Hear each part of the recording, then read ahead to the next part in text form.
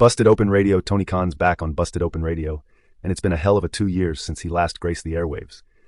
The last time we heard from him was before that Full Gear show at the Prudential Center in Newark, and now he's yapping about Grand Slam.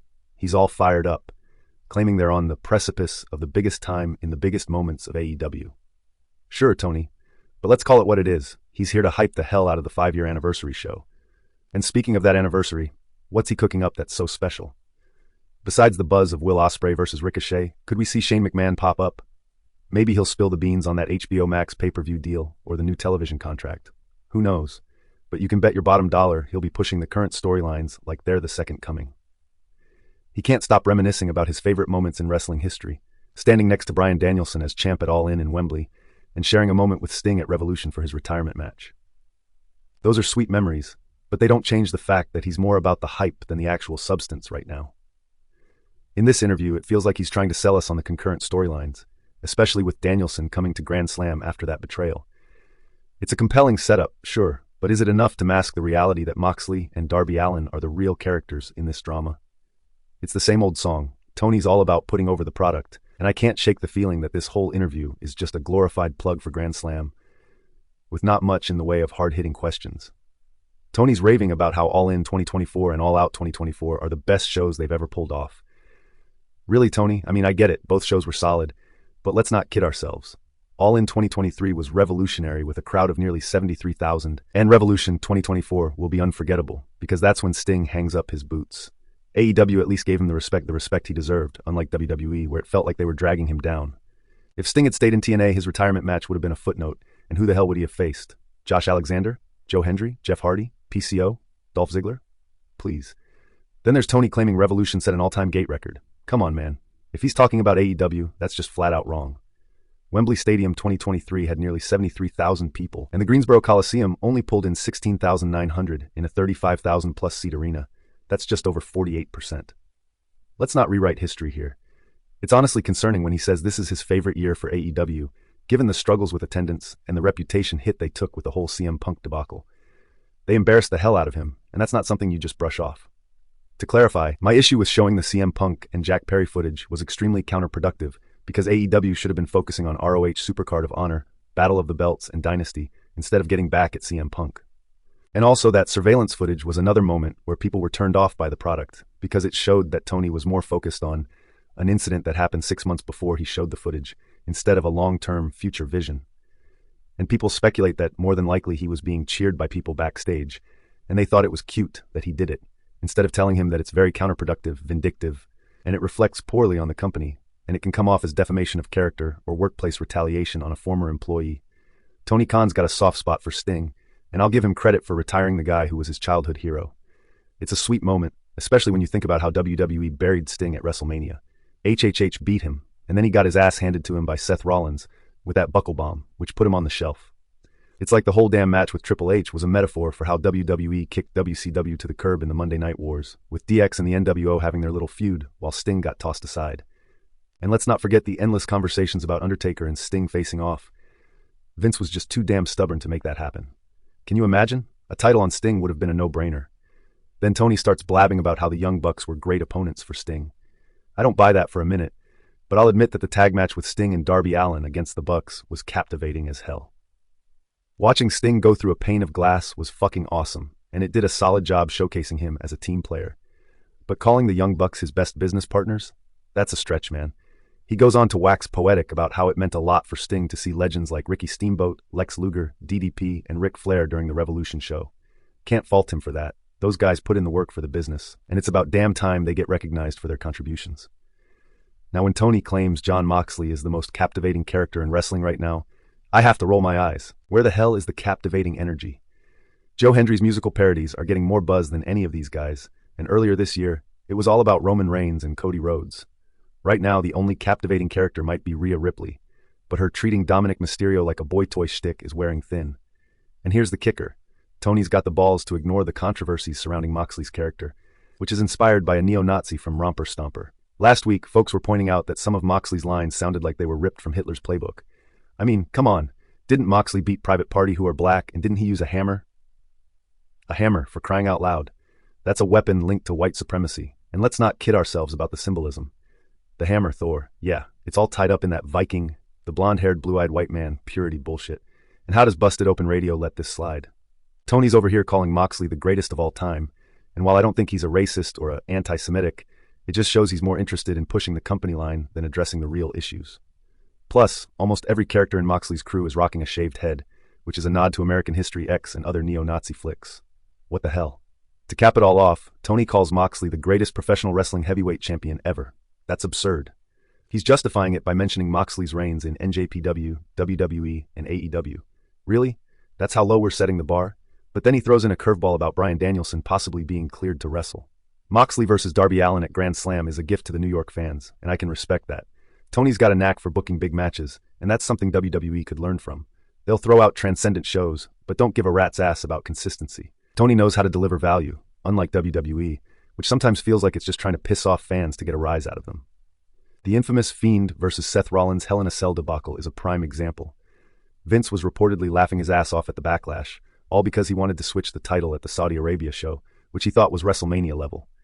So here's the bottom line. Tony's got a lot to say, but he's dancing around some serious issues while trying to keep the AEW train rolling.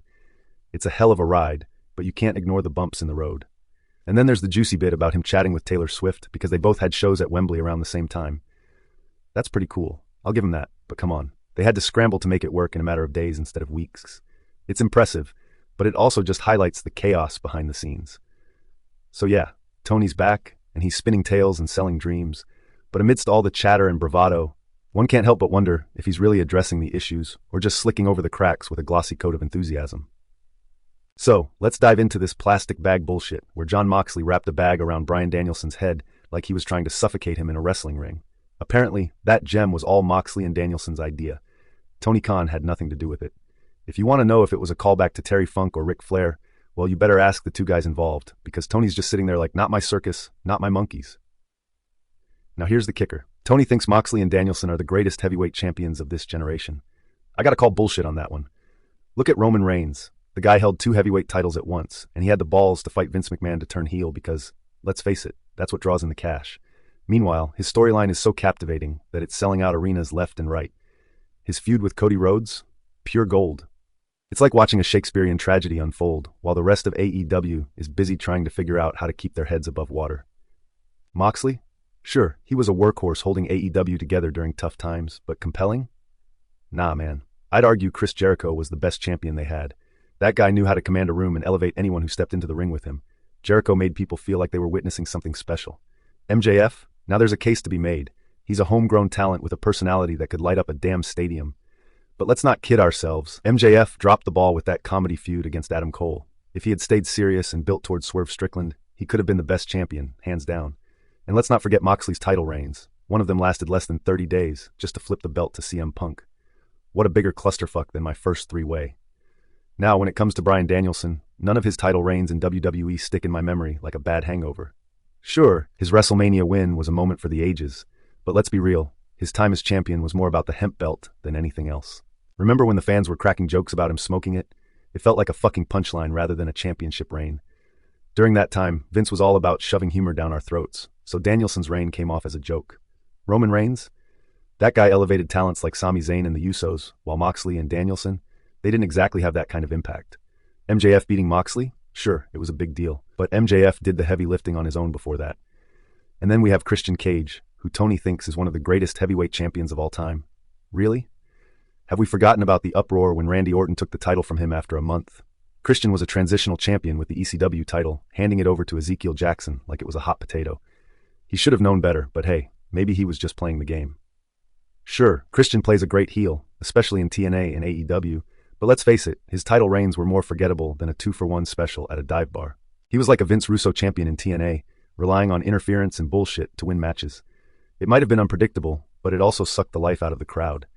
And don't even get me started on Darby Allin being called the greatest young wrestler today without a world heavyweight title to his name. That's just ludicrous. Sure, he's done some crazy spots, like sending glass into the audience at Revolution, but where's the gold, man? In the end, let's cut the crap. The wrestling landscape is littered with opinions, but if you're going to make claims, at least back them up with something that makes sense, instead of just throwing around these dick-riding praises like $2 blowjobs at a New Year's Eve party. First off, the whole greatest TNT champion title for Darby Allin? Give me a break. They need to ditch the TNT and TBS titles altogether. Just slap on some common sense and call them the men's and women's television titles. I mean, what happens when AEW eventually lands a show on Comedy Central? Are we going to have the Comedy Central title next? Or God forbid, if they hit it big on OnlyFans, are we going to have the OnlyFans Championship? It's ridiculous. Stop naming belts after TV channels like they're some kind of corporate sponsorship. And let's get real about Christian Cage being the best TNT champion. His feud with Adam Copeland? Now that's compelling. Christian's a character with depth and charisma, while Darby's just, well, Darby, like a kid in a Halloween costume trying to convince you he's scary. Tony can hype up Darby all he wants, but when you stack their resumes side by side, it's like comparing a blockbuster to some indie flick that barely made it to streaming. I gotta hand it to Tony, though. I appreciate him trying to weave a narrative of unpredictability. Sure, he might be overhyping these wrestlers a bit, but at least he's not sticking to the same tired AEW formula where you know the outcome before the bell rings. That unpredictability? That's a breath of fresh air. Yeah, there are hit or miss moments in storytelling, and Tony's got to tighten that up if he wants to keep the audience glued to their seats. But for now, I'll give him credit where it's due for shaking things up a bit. Now let's talk about Tony's backstory. The guy's not just some spoiled billionaire's kid. He worked as a bartender and had to pay for his own damn toilet paper in college. That's a relatable grind that a lot of fans can appreciate. He gets it. Ring of Honor filled a massive void after WCW crashed and burned. It wasn't just WWE holding the fort, and he recognizes that importance. But what the hell is going on with the Nigel McGuinness versus Bryan Danielson booking for Grand Slam? Seriously, it's like they're dusting off a 15-year-old feud and expecting it to resonate with a crowd that barely remembers it. Nigel should be showcasing what he can do now, not just spitting out old critiques about Danielson. It feels like a nostalgia trip that's more about resurrecting the past than proving that Nigel can still hang in the ring. This whole let's talk about what happened a decade and a half ago shtick is lackluster at best, especially when most of the current audience didn't tune into Ring of Honor back then. On the flip side, I do appreciate Tony putting over the Young Bucks versus Will Ospreay and Kyle Fletcher. Those guys can put on a hell of a show, no doubt. But come on, considering the Young Bucks the greatest tag team ever, that's some serious overrating. Fans are losing their minds because they hardly defend those titles, and their current storyline with the EVP drama feels like it's going nowhere fast. It's like watching a bunch of whiny high schoolers hash out their issues instead of just delivering killer matches. And fingers crossed, maybe we'll get the Outrunners versus the Young Bucks down the line. That could be a fun dynamic, the ultimate underdog team squaring off against a privileged heel faction. Now, let's talk Will Ospreay. I'm all in on him being a future big deal for AEW. The guy's got drawing power and embodies the epic, high-octane wrestling style AEW thrives on. But here's my worry. Tony might just overexpose Ospreay, and with Meltzer handing out 5-star ratings like candy, it could turn into a situation where the guy loses that special spark. I mean, matches that are considered legendary like Undertaker versus Shawn Michaels or Hogan versus Andre don't even sniff 5 stars, yet Ospreay's getting them left and right.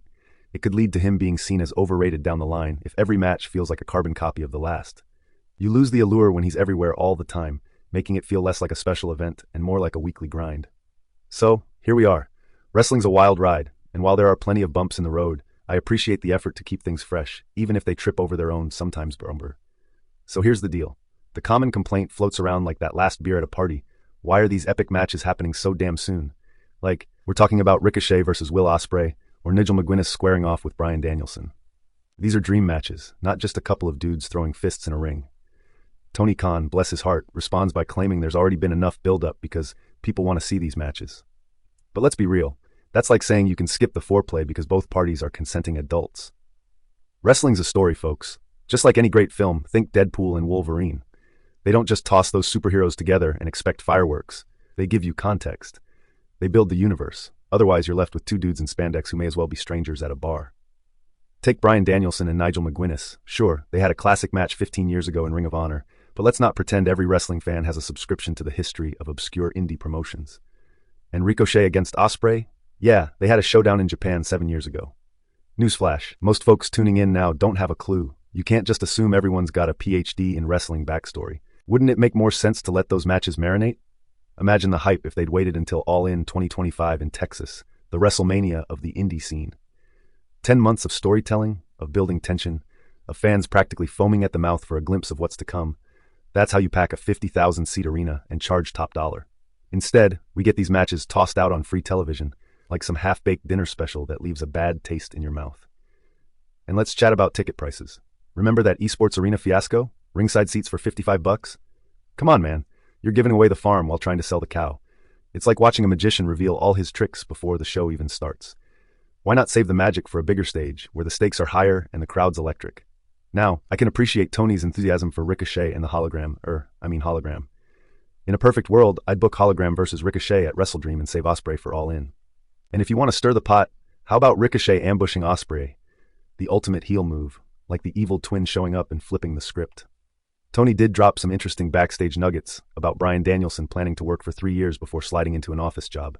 That's the kind of insight that can keep fans intrigued, but then he spirals back into the same old praise for Moxley, Darby, and Danielson, over and over, round and round, like a hamster on a wheel. By the 35-minute mark, I'm feeling like I've run a marathon just trying to keep up with Tony's monologue. It's like he's got a passion for wrestling, but he's caught in a loop, praising the same guys and repeating the same lines. We get it, Tony. It's predictable storytelling. The very thing he criticized is creeping into his own narratives, and it's starting to feel like a broken record. Listen, I'm not saying he doesn't care. He's got the fire, but he needs to hear the critics. Wrestling is a living, breathing entity, and if AEW wants to grow, they need to adapt, listen, and evolve. As long as they're on a trajectory of improvement, they'll keep the core audience while expanding to new fans. But if they can't shake off the predictability, they'll find themselves in a quicksand of their own making. So here we are. Wrestling's a wild game, and while Tony's got the enthusiasm and the passion, it's time to take a step back, breathe, and remember, just like any good story, you've got to build the world before you throw in the chaos. Tony Khan shines a glimmer of hope as he reflects on the future of AEW, particularly regarding the much-anticipated TV deal. He mentions wishing he'd brought his sunglasses along, a nod to the bright horizon ahead, like a kid peering through shades at a sun-drenched world of possibility. But he's tight-lipped about the juicy details, keeping the speculation swirling around the rumored $200 million deal without confirming anything publicly. As we wrap up, it's clear that the interview largely featured Tony repeating his love for 3 or 4 favorite wrestlers, touting their unpredictability for the upcoming shows. Yet, there's a sense of repetition, almost like a broken record, wearing thin with each spin. Overhyping can be a slippery slope, and while he's undoubtedly passionate, this constant drumbeat of enthusiasm risks diluting his credibility. When every announcement feels like a grand spectacle, it can come off as more of a grasp for attention than a genuine reveal, leaving the audience feeling somewhat jaded. The interviewer, for their part, missed the mark by letting Tony monologue unchecked. A good interview should challenge the person on the other side of the table, pushing for those hard-hitting questions that spark real conversation, not just a safe space for sunshine and rainbows. Sure, there's been a lot of negativity swirling around AEW, and it's refreshing to see the positivity, but a balance is necessary. The passion for wrestling and the care for the talent is palpable, and that's a major plus. As someone gearing up for Grand Slam and planning to hit WrestleDream after a jaunt to my 50th state, Wyoming, I'm excited to see what Tony and AEW have in store. There's a hunger for innovation, and while they may not have it all figured out yet, the enthusiasm is crucial. If they care, and they certainly do, that's the heartbeat of wrestling, and it's something to hold on to as we ride the wave of what's next.